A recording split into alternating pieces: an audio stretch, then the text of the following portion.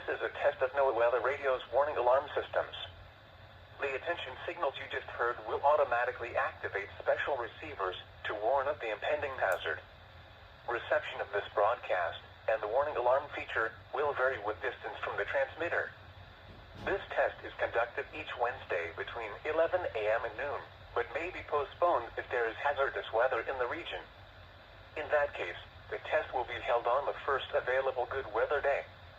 We now return to our regular programming.